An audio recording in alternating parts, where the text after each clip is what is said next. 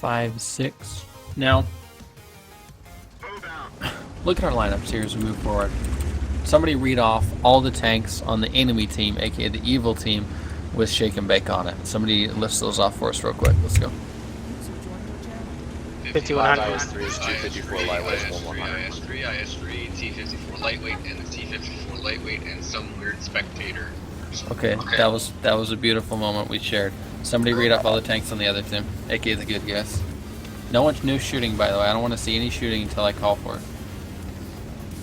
2 5100s, 3 IS-3s, a T-32, and 2 54 lightweights. Okay, lesson 1 of our night, reading mismatches and lineup differences. What does the shake and bake team do better than the hey that hurts team? Roll. Okay, what are we doing? Base hug. Hang with us. Okay, brawl, face hug.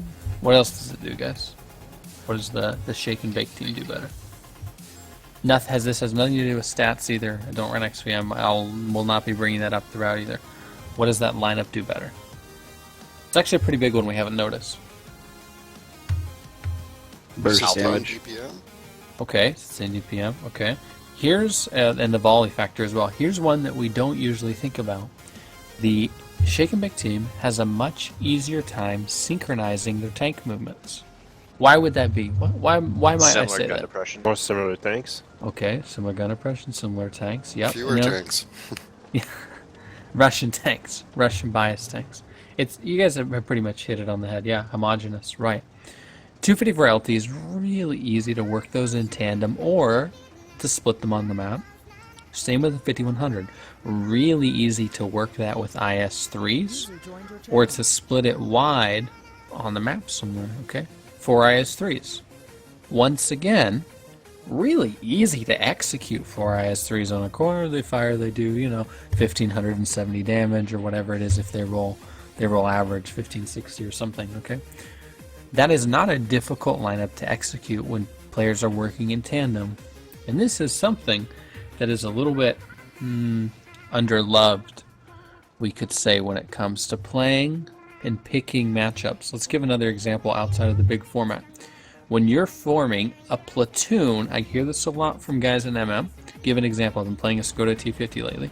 More often than not, my platoon mates both want to play a Tier 9 medium or even more likely a Skoda T50. I hear this talk about matching tanks all the time. Now, thinking about it from this perspective, because we can tell Millard's not super enthused with the idea, why might that be? Why might matching tanks be bad? Because you're all complementing each other. At the same time. Well, if you bring all light tanks, you go on Himmelsdorf, you're all screwed. That's a good, easy example on that one. Right, and Dealing then, each other's damage. It means you're bad at the same things. You're not covering each other's Hey, weaknesses. who said bad at the same things? Who said that? Reluctor. Reluctor. Dang, give this guy a cookie or something, okay? And this synergizes, somebody else commented, you're complementing each other. True. You're not necessarily complementing your team, but you're focusing, well, we do this well, we'll just do it together, okay? That becomes a problem. Let's look at this game for an example. Let's say we have, and we're like, well, dang, we're 35100s, we can do whatever we want, okay? And we run all of our 35100s into E1 from the north spawn because we're going to explode anything that pokes into the middle. It will be beautiful. It'll be fantastic, okay? We find 3 IS-3s in G1. What's going to happen? We're going to get blown up. It is not going to be close. They'll fire. They'll back off the edge. Now, what if we brought 2 5100s and an IS-3? Or 2 5100s and a KV-4? Or better yet, 2 IS-3s and a 5100. Okay, the volley numbers then become comparable, and if we get any sort of advantage with a track out or anything else, we have the potential to come out ahead. And that's what we see when mixing platoon composition. That's like the theory there. You don't want to just complement each other, and you also want to be very careful you're not sharing the same weakness. Okay, sort of old proverb would be a cord of 3 strands is not easily broken. You want three different strengths oftentimes that you can work with, or 2 is sometimes okay as well. Give you an easy example. In Tier 9, the best platoon I think on the server right now is 2 Skoda T50s and a T30. Now, roll back to what we started tonight with, where I said, what does that one lineup do well?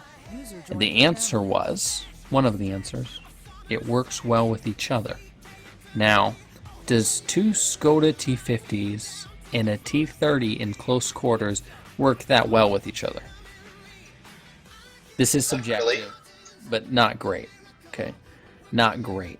The T30's reload is really long. It doesn't especially cover for the Skoda's reload. Skodas don't really want to share HP with the T30. But what does it do really well is it spreads the map where you can send the Skodas to one area, the T30 to one area, and you all play your own game that benefits your tank class, what you're good at. We would see the same thing in this, 7-on-7 or 7-on-8 engagement. That's part of the key, and some of this stuff will be about calling, a lot of it will be about playing, though, with putting tanks in proper positions where they can do their job well, but not all share the same weakness or allow that weakness to be covered. So when we run T54s into F8 or E8, right, from either spawn side, so every team plays this map pretty much, every group, clan wars or whatever, everyone spots mid. The reason people spot mid is not just for vision, but that's pretty much the only useful place to put a high mobility tank initially from spawn here. Also put them on the 0 line, putting them on the 1 line, not that useful. There's nothing to see. They're fast. Nothing else is fast. Okay? So you run into the mid. Now what's the weakness of the T54? Well, doesn't really have HP. Suppression is so-so. And it's actually pretty big, so it's not hard to shoot. All of those weaknesses are masked when it runs the mid-ridge. Can hide off the ridge, can tuck away, and call his mom on the phone while he does it. I mean, he can really do anything he wants because he is fast. He'll run along the top and be A-okay. So when you play a pub, or for anyone in here who calls or what have you, it's super important that you put tanks in positions where their negatives are either not going to all be the very same, so they're very weak in one area, or that's covered if they are the same. Okay. Now, my team, headed by the one and only Hey That Hurts, what does it do well? What does it do better than Shake and Bakes? One at a time if we can here. Like, pause half a second before you respond. Well, the obvious thing is we outnumber them. Okay, let's ignore that for a second. Let's say we have the same amount. We have pretty good burst fire. So we can do more damage in a shorter time period than they can. Right. You Our also T-32 have is the capable only of being hold hauled down. tank. Well, the 32 plays over crests better too. Okay. Now, what does playing over crests do for a team? And I mean team loosely, clan wars, pubs. What does that capability provide? What is Vision. that? Anybody got some idea? Stopping pushes pretty easily. Okay. You can Damage. control slowing down pushes and stopping. It gets vision Damage. safely. Pushing, vision. Controlling the terrain. He can take more risky shots because he's going to be held down when he takes them. Okay, right. I like mages there, especially. All of those were good. A lot of these questions, guys, there may be one answer in particular I'm thinking about, but they're all good things to be shouting out. So if you have something that you're like, well, that wasn't maybe what he was thinking of, but here's a good one, man, put it out there. You know, we're all here to talk about it. I like mages. Can you repeat that for us? Control the terrain better. Yes, and that sort of segue vision and damage, the two general concepts people already talked about. So if we have a T, then it doesn't matter what map really, but if we have a T-32, and we're going to pretend that's me for a second, and we put him in the middle, like this, okay, boom, so we'll pretend he has depression and he can look south or north, depending on your spawn. Hey, guys, I've got a question. A bunch of us were told it started at 9, so we jumped in here and you guys are already in battles. Is there any way that we can get out and jump in again? Change your game mode. How many guys do we have in here? We have a bunch in their channel. You want to just... There's 6 battle. people Yeah. waiting. There's Everybody exit 25 in But are they DS. the good 6? Are they polite? Are they kind? You know, do they open doors? That's what I Yes. want. Yes. I did ask polite. 36. Yeah, we had to start a little bit early because of a clan war happening on the next hour. That's why it was early. It wasn't trying to disclude people. All right. It's 100% about being exclusive and obnoxious. Don't lie. That's my game plan. No, just kidding. He's I'll be sending invites out. If anyone hasn't gotten them yet. Sorry, Billson here. I DC'd. I'm back. Yeah, everybody DC out. As soon as everyone's out, we'll Be able to start again. be able to go again. Invites were sent again to more people than I wanted to send them to. That's not good. Oh, no. Shit! Whoops. Guess this became server-wide training, boys. Nice. That means we would have to have friends. Can I go? Can I Yeah, everyone get just an connect invite? Were you just in? Yeah, I was just in. Like It should be before. showing you in your like lobby or whatever. Then you're in your lobby. What you do is pick a new tank and Oh. ready it up. Hit battle once. If you're still in the lobby, you hit battle and you should be able to join us. We're looking for tier 8 to fuck. Bilson Yeah, is still in I'm not game. getting an invite either, Carve. Okay, let me I My think I just tank moved still in isn't back PDX on yet. accident and I gotta find him. Yeah, your tank and get back till the rest of them are out. Wickwire and Bilson gotta hop out. I did. Okay. I already shut down the window. You know, it's funny. I accidentally disconnected, and then I came back, and I was like, "Where the fuck is everybody?" Claire needs to get out as well. What we'll do here is Zwick here or is he AFK? Yeah, I'm here. Okay, make I'll sure send it. you've exited battle. If you hit escape, there should be like a leave battle button. Yeah, back to garage. Yeah. I've sent us several invites out, guys. Okay. So if you haven't received them still, let me know. Bilson, go ahead and try again, or unless you're looking at your garage right now. I'm not even in the game yet. It's Yeah, Carve, no invite just yet. on Let the you loading in. screen. Get Claire out. Why? Oh, hold on, Because he's hold on. like in battle, still in the battle thing. Oh yeah, you gotta leave battle. I've seen the tank here. Hold on a second. I've trained 3 or 4 different clans. Actually, it's funny. There's always a problem in and out of battle. It's human nature, I think. It's like a fact of the universe to me. It can't be done normally. Dread, can you get like a meta tier 8, like whatever you've played in a clan war? So Yep, same for everybody else. that's for everybody. Absolutely. Bilson's in battle too. He's trying. Trying to get out. I'm not even logged in. It lets Log you in in. battle anyway. Yeah. All right. Well, I'll try logging back in, and I don't know. Try it again. When you log in, wait it'll for a second put you here. back into battle. Yeah, you have to actually leave the battle, not exit the game. Yeah. Oh, that would explain it. Cause yeah, I Yep. accidentally DC'd. Feels bad, man. Feels bad. There we and go. I didn't bother going back in. Dang, look at that. We Okay. got someone. All right. Tier 8 guys. Random. Tier 8 guys. It's not a random. It's We're good. E100. Sorry for the first day. Demonic. We need you to jump out of that. Yep. Sorry, I just got out of the game and I just clicked the invite. What do you guys want? Meta He tank needs size tier 3. 8. It's kind of worse. Okay. Tier 8. Silence. Silence in a tier 10, so. User joined your channel. Even Silence in Silent. MM, isn't he? Yeah, he Oh, just yeah. hopped into the TS. Silent, get out of that tank and get it typical Oh, tier 8. I think you just left. You just leave. but my Yep, bad. he left. Going Okay, back. go ahead and queue us. Go ahead and queue us in. Send this guy an invite real quick.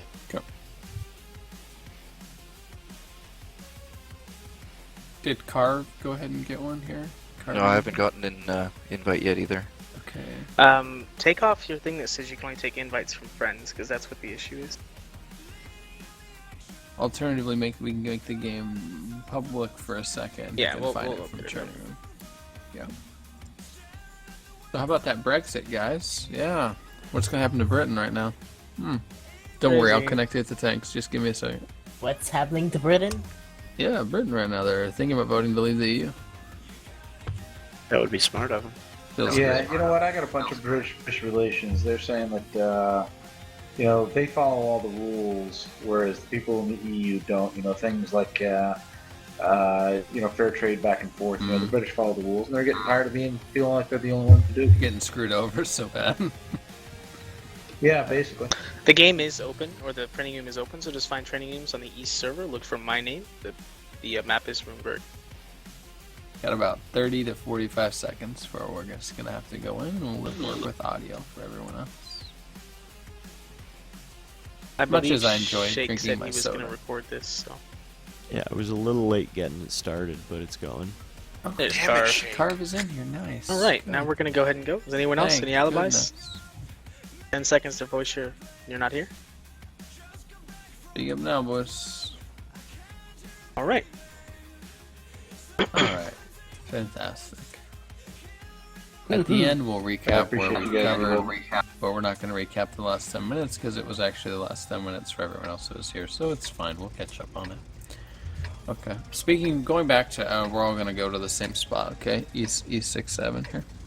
Rolling back to the T32 example, we put a T32 on the middle. Now, how does that interact with T54s? Okay, let me give you some background.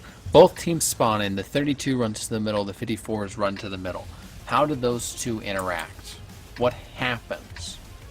Think about it for a second, but then tell me, what happens? The 32 might get some free shots on the 54s as they spawn. Okay. It's going to prevent them from running again. The 54 is spotted it, the 32 could get damaged. Okay. Better Actually, take the pace of enemy team combat. ally team. Oh. What's another potential here as the 32 moves to position, going say 35 to 40 kmh. Another high possibility is that the 32 doesn't get to the ridge at all. So his best shot is as they're going along, he shoots them on the way, because by the time a 32 gets to where I'm getting, a 54 may already have run up the road, which is interesting because it then shifts area of engagement towards zero line. Because when 54s, this is sort of a fact of light tanks, I guess, or how teams play this map. As 54s run up this road, they start low, where I am, and they go high, right? You don't want to go high to low, where you'll cross into the flat ground down here by the APCR round, right there, where you'll pass into the low ground and where you're much easier to hit. So you go low to high while spotting.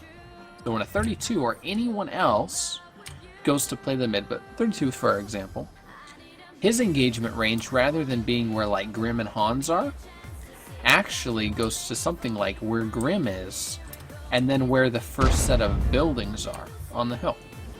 Okay? That's the kind of thought process that we want to be bringing as individuals to our deployments. So when the caller or anyone, or you're in a pub and you say, well, I'm a 32, I'm going to play the mid. You don't play the mid and look forward here as much as you look here if you know the lights are going to be contesting it. So we take it to sort of two levels. We go, here's where I'm going to go. Or it's really three levels. Here's where I'm going to go. Here's where I'm going to shoot. And here's where I'm going to shoot it. Now, if you're a light tank and you're playing from the other side, which I kind of wish my IS-3 was right now, a nimble butterfly, and you're starting low to high, you don't want to stop to shoot anything until you get high, because that's where your building row, and people can run over here if they want, I don't care, that's where your building row starts for cover. Okay, so lights, if they're good, are more likely to stop here where I am than back where Dread is, where they're stuck in the low ground. Now, this is sort of a 32 versus light matchup. Now, what does that, if I'm north spawn light and I ended up in a place like this or in these buildings, what does that then tell us when it comes to countering out lights who maybe took a middle run? What info can we use there? Oh, okay. Maybe we don't have any info yet. Well, you have a good idea where they're going to be because Yes. you kind of just removed a portion of the map from them. Yes, exactly. Okay, so we know where they're probably going to end up for their shots. Now, if we can't contest lights in these buildings especially well from sitting in the low ground in the 6-7 line, which can be hard because they're short, where else might we go to punish those lights? Okay, we go 0 line. So we send, you send yourself, we send, doesn't matter what format we're playing here. Maybe you go 0 line and you get into E0 and you look west down the road towards the city for the lights that are going to be in the 8-9 line. We can feel the sort of the multifaceted nature of this going on here, but that's every single pub you will ever play if you can get your brain engaged on this and you actually sort of internalize the thought process here. And it's going to be helpful. It's going to be helpful for Strong, CW, everything else, because when it comes down to it, to win those formats, we need 2 things: a tolerable strategy and good individual play. You don't need a great strategy, but you probably can't have bad individual play in mass. And these thinking processes where, okay, if I play mid, this is where their light will be. Okay, the light will be there. Then if I'm in something else or I have allies, this is how they will then interact with that very same situation. You start thinking about these things in pubs or in all these, all these other formats, your individual numbers are going to go up because you'll know where to shoot things. You'll have a better idea of how to counter out where someone is on the map. And the game becomes a lot less hard. Similar to where when we looked at both of them, and actually I will do that here on this matchup, we looked at both of the lineups and said, what does this team do better? And what does this team do better? Okay? Once we know what each lineup does better, if it's a good team or we're a good team or what have you, we'll know generally how they will probably play on the map, and then can set up to counter that. And we can do this on an individual level. If your commander says, hey, we have 3 light tanks, and they have 3 light tanks, I want you guys to go kill them. Some big open area, no real terrain, what have you, right? You just crest a bowl and then you're all there. There's 6 tanks, and everyone, has a panic moment or something. Okay. Now, if everyone is in T-54 LTs, the fight goes a certain way. Both teams probably try to ram, focus fire down the tank that got rammed, and someone's running controlled impact. That's the guy they put on the front end. Okay, generally speaking, that's how it should go. Now, how does that fight change if one team has a 1390 and the others have 354 LTs? They don't let themselves get rammed in the 1390s. They try to just play from a distance. You want to focus the 1390 out. But everyone's stuck in the bowl. Okay, there's one. Focus there. Anything else? What happened to the team's strategy for the initial engage? The 54 team wants to ram 1390. Okay. So now one team wants to ram. The other team doesn't particularly want to ram. This is all assuming the 90's loaded, right? For our hypothetical, everyone is loaded, right? Full clip, and then everyone else has single fire. So rather than 2 teams wanting to play face, small, melee aggression, okay, ram, bam, bam, bam, kill somebody, we have one team that benefits by drawing the fight out, and that's the 1390 team, because if the fight goes quickly and the 90 is focused down, which is the obvious target, they lose, okay? They're not going to be able to sustain 2 single fire shots against 3 single fire shots. So right away, it changes the whole tone of the battle. Now, remember when I mentioned the tanks with controlled impact, and in a perfect world, everyone has all the crew skills that they want for this matchup. The tanks with controlled impact want to go first, right, for either team. Then they ram somebody. Now, the irony here is 2 controlled impacts ramming each other. It'll be funny, okay? Now, excuse me one sec.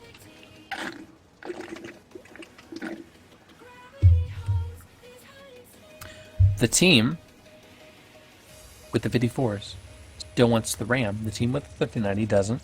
So where do they put that 1390 in regards to coming over the bowl? Last. Okay, good. We're on the same page here. I like it. We're making progress. Okay. Now, what we need is something to draw. Hey, we're gonna make this happen. I want 3 T-54s on the north side and 254s and an RU on the south side, and just like bunch up together, like where I am at, and then where Slider's at. I want my 54s to form up. and then a 54, 2 54s, then an RU. Okay, I need an RU over here. Okay. It'll be DX, Shadow, and an RU. Did I have one in this game? I thought I did. Hans, are you here? Yeah, I'm here. Come. Oh, I don't see you. Where are you? I'm lost. We're right my here. friend. Hans, right here. Oh, you're in the He's right next to me. Hans is to my left. I'm right Okay, in front of Hans, you. stay with Grim. That's actually fine. You guys stay there, and I need 250 more T-54s with me. I need Mike and Cross. Cross, come to me. He's on the other side of the road. I'm Cross. the red IS-3 to you guys, by the way. I'll fire, just so, okay, this is me. Cross. I should have worn different. I don't know. Should I have worn different camo? Was I too forgettable? Raise your I hand. actually, Come on, I raise your actually hand. don't know. Here, raise your. Okay, there you go. Anyway, Dread, go ahead and back off so we clear it. Now we're gonna pretend this middle area is full. No one's gonna shoot. So when the Grim, Chin, and Hans team roll over, they're gonna move. Let's say Grim on the front end, and then Chan pretty much right next to him. And following up behind them, real tight, will be the 1390. So I'll pretend I'm or in this case the RU, sorry. And the RU will be like where I am now. Go ahead and take my spot. Force me out of the way. Okay, that's where you'll be. And when they crest the ridge, they'll fight, try for a ramp. Now, oh boy, this is exciting actually. This is pretty high. This C-54 team that I'm next to right now, remember, this is me, don't get lost. When they come over the ridge, they benefit from not, because of the 1390 now, they want to ram, but they don't all want to dive down in a straight line. Because if they bog down in a close to straight line, and they do get a ram on one of the lead 54s, the 90 will still be able to play on the outside edge and will shoot them repeatedly, okay? So here's what the T-54s do, at least one, probably more. You have maybe one guy go straight, and then the wing 54s actually come a little bit wide, okay? They come a little bit around the edge of this hypothetical bowl as both teams look to engage. That allows them to move in on the tank that's trying to hide in the back without getting body blocked by the other 54s, because if they move out, if Grim and Chan try to split to meet the guys on the wings, then the middle lane is open. It's just like a basketball drill or something, or hockey, something of maybe football context for it, okay? The 54s try to split to deal with the wingers. The guy in the middle runs straight up, boom, there's a hole. He hits the 90, and mission still accomplished. The 350-54 team got the 1390 ram, and now can still probably focus him down, but they got what they wouldn't have got had they run in a straight line. Okay? Now, does anyone, prior to this, think that way about these bullfights? Because we do bullfights a lot. Okay? Are people already on this page, or are they not? Because it's, meta is the wrong word, but it's a very different thought process, I realize. More or less about whoever the caller calls out to die first. Will people shoot up? So that's doable, right? So let's say the caller says Grim, and all the T-54s from the hold up player, one second, from Shadowcross and Mike go to shoot Grim, but because this team with Hans and Chan is good, they get on either, they're able to move their tanks in this sort of position, right? So maybe Grim gets tracked, he gets slowed up, and then they body slam in front of him while they're still firing and try to focus fire us down. If the 3 T-54s try to go straight at this, they're just going to hit a wall of steel, and it's going to be a really derpy brawl. But again, if we send wingers, we can get shots at the focus fire target. So then these guys will be, oh no, I have to react, and then it's really easy to hit the middle tank or any tank that's trying to be hidden while the outside ones are moving. This is true in every brawl. This is true when you're trying to share HP. It is extremely difficult to effectively cover a tank with your tank. It is really hard, actually. And it's even harder when tanks are moving, 30, 40, 50 kmh as they're coming through these hills, as they're moving and brawling. So when you guys dump in on somebody, sometimes a straight line is okay. Everyone has the same tank. It doesn't matter at all what's happening. More often than not, though, you send 1 to 2 wingers, and I don't mean they go like 50 meters wide. When they go like 10 or 15 meters wide, you know, a little bit wider maybe than the tank spaces for the 354s right there.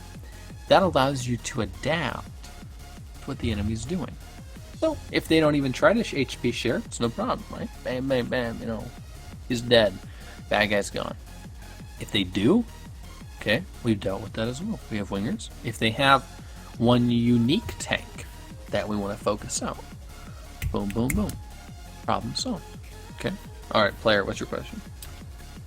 So is bullfighting a little bit similar to room takedown in first-person shooters, where you sort of go in like a fork to blanket cover fire both ways, kind of?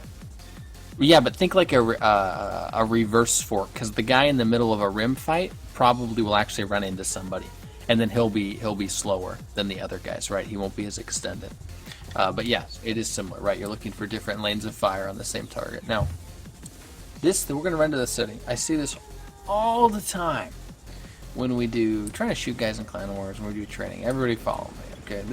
You want to know something that grinds my gears? This grinds my gears, let's be honest for a second. But more than grinds my gears, because that's not important in the grand scheme of things, it's actually really bad tanking. So, when we're in a 3-on-3, 4v4 brawl, and our caller says, shoot the 5100s first, okay?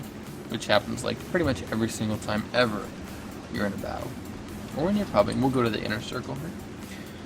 When we set up to shoot our 5100s, we do so in pretty peculiar ways, and I'll show you what often happens when I need 2 IS-3s with me. Just kind of set up on my shoulder for now. 2 IS-3s. Okay. And everyone else kind of spectate, get in a good position. And let's say we're trying to shoot the Pershing, and the guys in front of me hold position. So the Pershing is a little bit shielded. We'll pretend he's a little bit more shielded by maybe a heavy, and he's actually a 5100. It's his lucky day. He got his tank change. Now, this is actually a great example. See where Evil Emperor is here. This is often where we will have an MM guy end up. You, I think, showed up there just for a good view, so no hate to you here at all. But this is a great example, okay? This is often where an MM guy will end up. Or even more derpily, he'll back up a little bit and kind of pull in between me and Wild, where we'll both now be parked out a little bit. And why does someone do that, okay? They do that because they're trying to shoot the same target we are, right? Not hard. They have good intentions. But when he sets up there, and then I set up on the corner, and I see this a lot too, the inside guy tries to like get a little bit cute sometimes with angling or sort of his armor profile. We start limiting the chance to actually volley somebody out, because let's say we roll here, and the 5100 is a little bit exposed, so we go, oh, boom, bam, nailed him, got a shot. Now, I back up a little bit, or move, even worse, I move forward to get ready for my second shot in like 11 seconds, and I don't call it. Okay, we should all be very familiar with this one. The guy to my shoulder pops me in the back of the head. It's rough. Yep, thanks. That's exactly how it goes, okay? Why did that happen? We were in echelon. How can that have happened, okay? Because the guy on the inside didn't hold the edge. And him not being able to hold the edge, or choosing not to, or what have you, is usually related to someone behind him.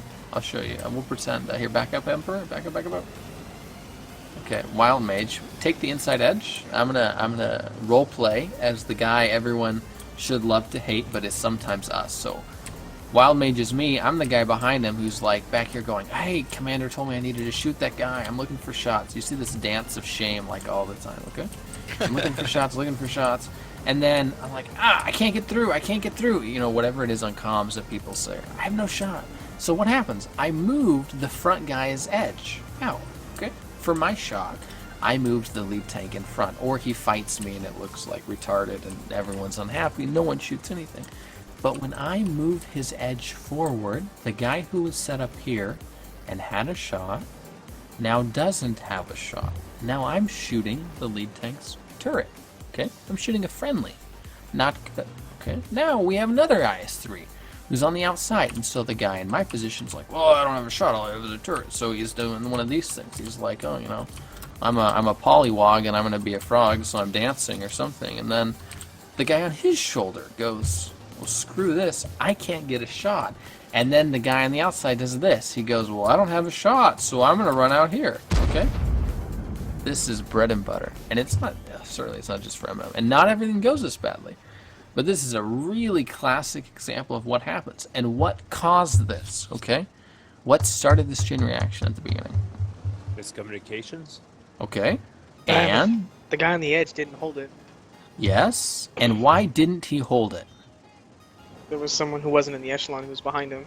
Somebody got in behind him. Yep. And so let's do a little real-time example of it. We're going to Wi-Fi form to me and Wild Mage sit on Wi-Fi's shoulder. We're going to move all three of our tanks forward, and then we're going to stop them when I call it. So the guys in front of us move to this side, okay?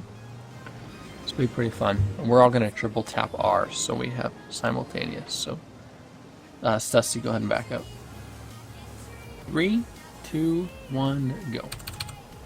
While we move, I want us to look left, look left, look left, stop. Okay, now naturally, we'll end up at sort of different spaces, different spacings, but we're largely able to look, oh, okay, you know, here, I'll move forward a little bit. And this is the time, because I was behind free Wi-Fi, right?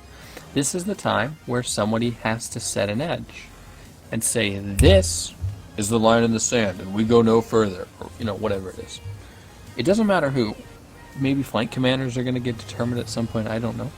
But when no one sets the edge, we run into serious problems, because then I go, okay, I want a good shot, and that guy's over there, I'm going to roll out to here, okay? And then I bump into the inside guy, and then the inside guy says, well, I need to roll forward a little bit. He rolls forward a little bit, and then Wild Mage rolls forward a little bit, and it's a total debacle. Whereas if whoever's on the inside sets an edge, problem solved. There's one other thing here. We're going to roll forward again in 3, 2, 1, go. Alright, 3, 2, 1, stop. Okay, look what just happened. Well, free Wi-Fi didn't stop. It's okay. When that actually screwed us over a little bit. When I looked to the left, because, okay, we're hitting a tank, imagine there, right? And I went to stop, I swung. How many guys, look at a show of verbal hands here, are guilty of when they see a tank and then they stop, they swing? I actually think everyone is, but anybody can admit this. Can we hear it? Yeah. Sure. Oh yeah. Okay, just checking. That's what I'm. Maybe no one does this. I'm the only guy, you know, on the server. But a lot of times this happens. This is natural. We're like, oh, there's a tank to our left. Turn to the left. Okay. Even, you know, the very best players may do this. Now, well, in something like an IS-3, doesn't that give you better armor? It does, but your priority when you're running in a formation like this is not armor. When you're moving actually forward to engage someone or to take ground. So, yes, if you're solo, for sure, or if that's the call to hold a position, definitely not if you're like, oh, here's a guy we need to stop and fire. Because when I turn to the side, that means everyone else, if we want to get in a safer position, now has to change their angle to mine. Or, okay, I then have to do one of these really weird things where I'm dancing around. And this is, look at it this way again. This is only 3 tanks. Most of the time, we're pushing with 4, 5, 6. This is true for lights, but especially true for heavies when you play city maps, okay? So when one guy, or the middle guy, decides to turn, the whole group ends up losing formation. We're grinding on tracks, etc. We lose momentum, lose speed. So the take-home, okay, take-home on this is if everyone is going in the same direction, and we see a target we need to shoot at, and the call is to stop and fire, or that's the understood, this is what you do, don't turn. It's hard. I know, it's hard for me. But don't turn, because you'll screw up the rest of the formation. Alright? This is a really big one, actually, for people to work on. It's hard. It's difficult. It takes practice, you know. I'm sure in our CW we will do it tonight. I even do it sometimes myself, right? This is how life works. But you want to try to break that habit of going, there's a tank to my left, let me turn to my left, okay? Doesn't work that way in competitive play. Doesn't work that way in CW. Doesn't even work that way in pubs sometimes, okay? Another issue. want to look at here is I have actually quite a lot on my list here. Probably won't get to them all. Corners. I want to see 3 tanks round a corner together. I don't care which 3. I don't care what tanks. Pick a corner. I'll come find you. I'll watch. We'll all watch together. And we're going to see how it's done. Okay. Looks like we have Grim, Hans, and Chan. I'm not sure what they're doing over there, actually. It's illegal in 35 states. I'm not sure what's happening. Okay. Now, alright. Go for it. Go. Go, Chan, go. Oh, jeez. Hey guys, great. Okay, there was one really good thing there and one really bad thing there. What was great is that Hans was like, you guys need to man up, let's actually move. Let's go. What was really bad is he's the middle guy. Okay. That was terrible, Chan. You don't want to do that. Here was the issue there. The inside guy, which in this case was Grim, didn't say, basically, fix your spacing and form up on me, and then he could lead the way there, right? When you're on the corner in this case, you need to be, if you're inside, you need to be responsible for making sure everyone is spaced properly. If you can't do that, that's okay. Try to avoid being the inside guy, or maybe your caller wants to do it differently. I don't know, but for my 2 cents, the inside guy needs to be responsible. The outside guy can't do it, okay, because everyone forms off the inside guy. The middle guy can't do it because we saw what happened. The middle guy was awesome, and then he communicated. The other 2 guys were silent. They just looked at each other. You saw the barrels move, okay? It was terrible. Oh my goodness, wow. Could have been axe murderers. They were a nice, quiet guy. He was a good neighbor. He killed someone. He's not... Okay, I'm sorry. That's something else entirely. Anyway. Ignore that. It's not comedy night. My bad. So, the inside guy needs to set the edge, and when you round a corner, it's on him to communicate. Now, other guys in the group don't need to be silent. They can be like, okay, I'm moving to the side a little bit, or if the middle guy sees the guy on the edge is not on the correct line, right? He can be like, hey, you need to reorient, you need to slow up. That's where we get this idea of when tanks are running down the road and you hear slow up, speed up, slow up, speed up, slow up, speed up. We don't really hear it around here. We could hear it around here, and this is why. When you're trying to go down a road in lights, heavy as anything, doesn't matter what you're in, you need to keep basically the same distance to the end point. So everyone needs to be pretty consistent that if one guy gets way too far ahead and you cross an opening, he can get vaped and the other guys can't cover him or can't return fire. That's the problem. And that's the problem what happens when you run around a corner and maybe the outside guy goes first, okay? Now, here's the PSA on this.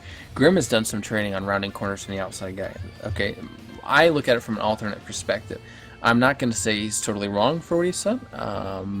I prefer the inside guy rounding first, and I can deal in depth with that more later. For our purposes here, we don't have time for that. It doesn't matter, okay? Maybe next lesson we'll look at it. But here, primarily, the issue is communication and people taking responsibility for their spot in the tank row, okay? That's the big deal. Now, segueing this, communication.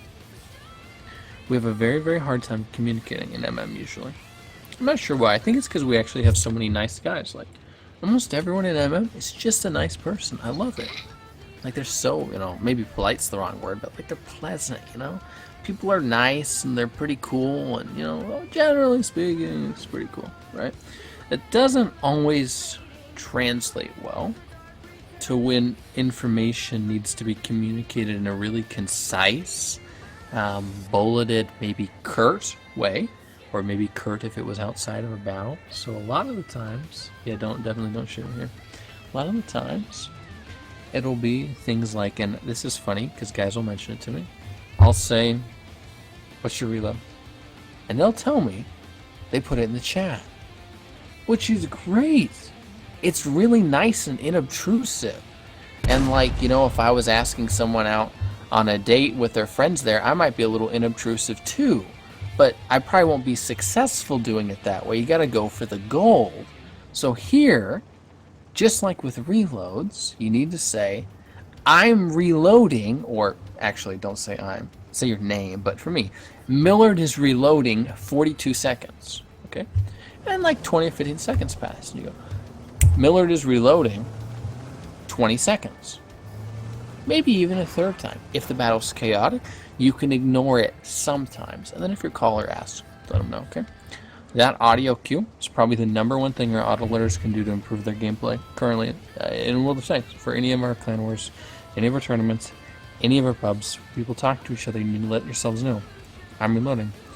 If you've watched my stream, which I do stream on Twitch, okay, Twitch TV, /the_Millard, I call reloading when I play alone. Because it's habit. It didn't come to me easily necessarily. That's fine. It doesn't come to most of us easily. But letting people know I'm reloading. Crucial. The other thing that's really good to let your I have to restart the training room in like 30 seconds or something. The other thing that's really big is when you're working in these micro tank groups to be communicating your reloads across your group. So if Grim fires and then Hans fires, but Chan hasn't fired, and then Grim goes, okay, 5 seconds on load. Hans goes, let's say he's not an RU. Hans goes, okay, 10 seconds on load, and then Chan goes, okay, fired, and then he says, 9 seconds on load. Then each of the guys, as they communicate, you only need to do this really once or twice if everyone's consistently firing. Each of the guys, goes over in 1 second, has a general gist of, okay, this is when the guy next to me will want to fire. This is when the guy to my right will want to fire. This is where the guy on the end wants to fire, okay? Makes it a lot easier, especially for tracking who has the kill shot.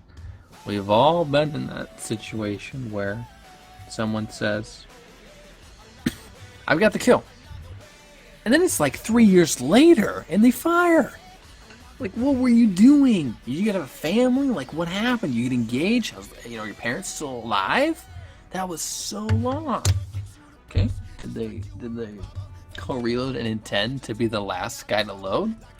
No, but it means that they, and probably you, didn't have a firm grasp on when each guy in your line or in your group would load. There's another component to this. That's information, okay? We're not just saying, I'm loading in XYZ seconds, which is sort of the other guy's duty, and yours if you're working with a group, but also knowing the tanks around you and what their reload will be typically, okay? You don't need to know to the point. You don't always need to know to the second, although that can be useful. But if you're working with a 5100, and he says, okay, I've clipped out, and then 20 seconds later you say, are you loaded? Okay, everyone's going to look at you and be like, was he paying attention? This is very peculiar, right? Or if you go, okay, well, he's going to load on, 42 or 48 seconds or whatever it is. I think it's 42. Then, all right, I can work with that. Both of you guys can communicate and reposition. It's similar, although less, almost exaggeratedly pronounced when you're a T54LT and you're working with, say, an IS-3. Okay, the T54LT has what is a 6.5 second reload or 7 second reload. It's something good, right? Sometimes all you have to know is the ballpark. And the IS-3 is going to load, about 11 seconds, give or take, right? Maybe he's running rations, maybe he's running events, whatever. But that there's going to be probably a 4-ish second interchange there, right? There's going to be an opening where, the 54 will be loaded, or there's basically zero overlap available. So, if you're poking a corner against that, okay, well, that guy fired. The IS-3 won't load for, another 4 seconds after the T-54 shoots you again. Let me rephrase that so it's less confusing. You poke a corner, both of them shoot you, okay? T-54 shoots you, IS-3 shoots you. Doesn't matter what you're in. Pretend you're in a fantastic tank right now, okay? You return fire, and you shoot the IS-3. Bang! Oh, Emmerich damage. You need one more shot and he'll blow up. It'll be beautiful. Okay? The T-54 LT shoots you. Second time. Now, you know approximately when that IS-3 will shoot you again. Does that make sense? We're on the same page, everybody? Yep. Roger. Yep. Okay. Yep. Now, some of you use a mod that tells you this. I don't know if it's immoral, but it's certainly indecent. I myself don't use one, but if it helps, I actually have no problem with it, okay? But for all of us who are not using such a, move to the middle, such a interesting mod, shall we say, that's the kind of thing that we want to know, okay? That guy shot us, and we know his reload for sure, and we know this other guy's reload in a ballpark, so we know about the difference between those guys, and then will I be shot 4 times, will I be shot 3 times? This is a really important facet to be thinking about when you're pubbing, when you're in CW. This is also really big for focusing tanks down and knowing who to prioritize. Here's the example, you're on a corner, and you see an M4190, and you see a YAG E100, okay, and you're in like a Lorraine, right? Now, which tank do you kill first? The M40. Okay, why? Because they can shoot you a lot. Yeah, because you're gonna be hurting. You're gonna be hurting, okay? Now let's say they both fire when you're around the corner. Boom. Okay, you're really hurting right now, but maybe the YAG lowered you for like 900, a decent amount of damage. M4190 starts shooting you, right? And so your greatest chance is to kill the M4190, and then maybe get on the side of the YAG or run away, whatever it is, before the YAG reloads. And because you know his reload is, 20 seconds or something, whatever it actually is, you'll have a good idea. Can you kill the M4190? It's just a really unlikely but a pleasant example for us here. Same with 5100s, same with anything with a clip, same with anything with extreme DPN. If we see a 416 and we see an IS3, who do we kill first? Should be the 416. Has absolutely nothing to do with his HP, actually. Has everything to do with how much hurt he's going to put on us compared to the IS3 and the hurt the IS3 is going to put on us. And knowing those reloads and being able to compare them is great. Let's say, I'll give you one more example. The Yagi 100 is at 300 HP. We'll say 250, right? So you're pretty much not going to min roll miss him even in the low range with 100 millimeter. And you have an M4190 at 700, 800 HP. Doesn't really matter. You're only cornered in the range. The YAG has already fired, but he fired about 12 seconds ago. 13 seconds. So you know soon, say 6, 7, whatever it is, seconds, the YAG will reload. That should mean for you and me, we kill the YAG first, because it's not especially likely that we'll be able to kill the M41 and back up. You have a 2.72 inch clip. Okay, you're going to shoot him. Boom, there's one. You're going to shoot him again. You have to shoot him again. Now you're looking at 5 seconds, assuming you even had your first one, you hadn't already fired. Now you have 2 seconds to back off after committing on an M4190. Probably going to get blown up, actually. Probably going to go kaboom, alright? That's a much closer to what we'll actually see in battles. Example. If someone that hits really hard, or has a clip, has just fired, and they have lower HP than their neighbor, then you may actually want to kill their neighbor. Now this goes out the window if your caller says, kill such and such. Follow your caller. Okay, that's what needs to happen.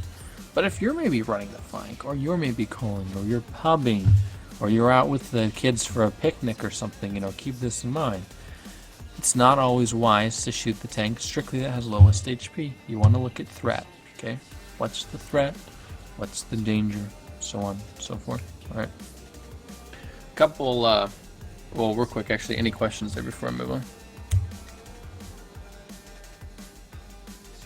Nope. I got a question about something you were talking about earlier. You mentioned the light tanks running up the middle here, and to counter that, you take your tank along the 0 line to shoot them kind of when they set up around the E and F8, right? Mm-hmm. Okay, how do I do that? Because my heavy tank is so much slower than any other light tanks. Okay, so when I talk about countering the lights there, I'm actually thinking about our lights countering theirs. So we're saying we send a heavy mid, they send lights mid, which then go to lights into the 8 line, and then we bring guys into the 9-0. But to address your question in another way, we see this all the time in pubs. People take ISUs to the 0 line. People take tanks that have a 30 kmh to the 0 line. It's doable. It's actually viable. One fun thing that I've done is I used to take my E100 to the city out here. We'll actually get to this lesson in a second. This is pretty interesting, but generally speaking, heavies beat mediums. Okay.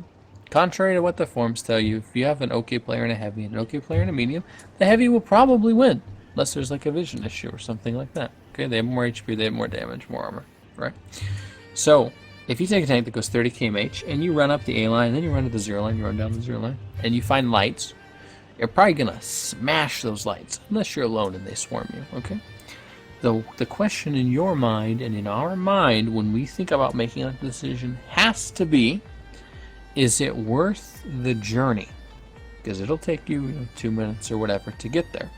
And if they have 2 lights that are playing the mid, or will probably play the mid, and they have 5 heavies in the city, does it feel more worth to try to counter out 2 lights, or actually engage and presumably beat or deal with 5 heavies? Of course, the heavies, okay? The team needs someone to kill the heavies. It doesn't have to be you, but it's a much higher chance of damage and game impact for the heavies in that situation. But maybe, for instance, they have 4 lights and they have some mediums, and so the field is going to be popular. Then by all means, you take a 30 kmh tank field. You go wreck some face and have a good time with that. But you do it on the red line. And this is like a PSA to everyone on any map they play, right? When you're having to deal with vision and a vision disadvantage, you go as wide as possible while still being effective. That's the same sort of effectiveness that I talked about with going city with 5 heavies instead of going field against the 2 lights. Okay, more likely you'll be effective killing heavies or getting damage, whatever it is that you want to be doing with your life. Okay, but when you go to the 0 line, you go red line. From north or south on this map in particular. You go using the buildings, okay? Maybe you go A7 onto the road in A6, then you go to the buildings, and then you get on the far east side of the 0 line from either side. Because you want to do it without being lit up and smacked by anything else. Okay, enough on that. But basically, you can do it. That's how you do it. Here's maybe a situation where you would, where you wouldn't do it, etc. etc. etc. All right, thanks. Yeah, for sure. Those are good questions, guys. We'll be doing this again next week, so we can shut them out. I think we got time for like a couple more things, and then we need to go. I'm going to give you 3 or 4 tanking maxims by Millard. Maxims of Millard. It's not going to be quite as good as Aesop's Fables or Socrates, but it will be good enough for our purposes here. Number 1, lights win by stretching the engagement range and utilizing vision and camo while fighting. Okay. Mediums win by stretching engagement range and being ready to melee. Heavies win by reducing vision lines, and TDs win by shots fired. I'll run through those again. Lights win by stretching engagement range and utilizing camo fighting, also vision. Okay. Mediums win by stretching engagement range and being ready to melee. Heavies win by reducing vision lines, and TDs wins by shots fired. Get some extra S's in there hanging out. Okay, we're ignoring Artie. Artie wins by playing click mode, which can be fun actually, but there's no maxims that count for the RNG of Artie. Now, these almost proverbial statements about the different classes and tanks, I've used them for a long time, seem to be very generally true here. This will help you determine how you deploy on a map in a light, how you deploy on a map in a medium, how you deploy on a map in a heavy. That's also why remember that T32 example that we were putting in E7, right, for vision?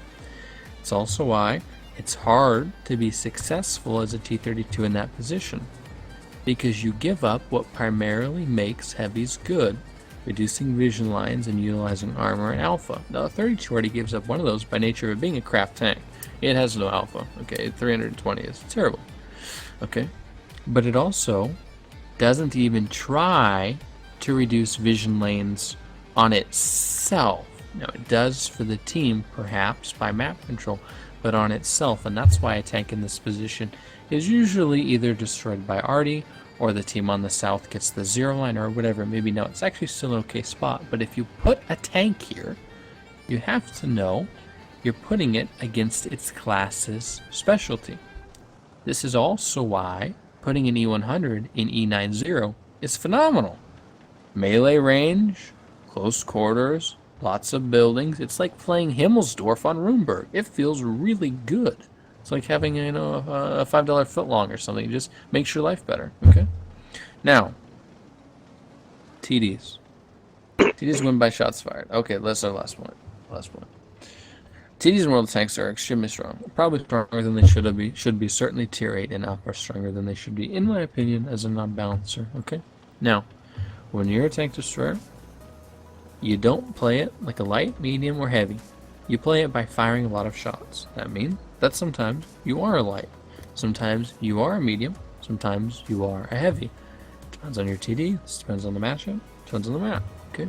This is actually, if there's any point out of these maxims I want to drive home, is that there's a reason you don't camp with TDs, because you don't win camping with TDs in the same way you would win with the other classes by using camo, by using engagement range, etc. But the recipe for winning with TDs is shots fired. So when you camp and you shoot a lot, you win. When you're aggressive and you shoot a lot, you win. When you try to use camo and vision, you win. This is true so much more in TDs than the other classes because they cross classes because their guns are so good. JP2, ISU, both tanks that you can average 3k DPG if you're really paying attention, minding your P's and Q's. Why? It's a tier 8 tank. Easy reason, has a great gun, and it can be played aggressively, it can be played slowly, it can be played like a heavy, reducing vision lanes with alpha. Okay, this is the point, especially out of these maxims to drive home. Play TDs, play copious amounts of them, they're fun and they're good, and you win by shots fired. This is a class that does not have a tight mold to fit in. Okay, we're 8:52, we got Clan Wars 9 minutes, we're done. Yep. Thank you, Millard. Yes, Go Cross. Thank you. Come Go on. Grim. Grim's next. God. Grim's next. Okay, who just Focus bounced? fire. Oh, it's you. Team, what's happening right now?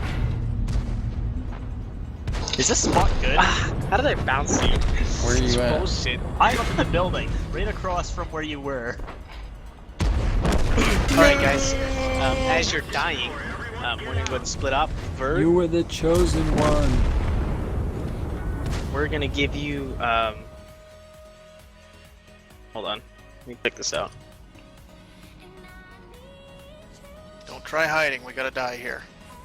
T32, T32. Oh, but I can run off from here. Get out in the open, fight each other, let's go. Or just exit out. Or you could exit out, but everyone has to exit out and they're probably still gonna fight, so you might as well just kill each other. Game will probably end before everybody kills each other. Our DPM's pretty high, you never know. Demonic, get back up there. We need to end this.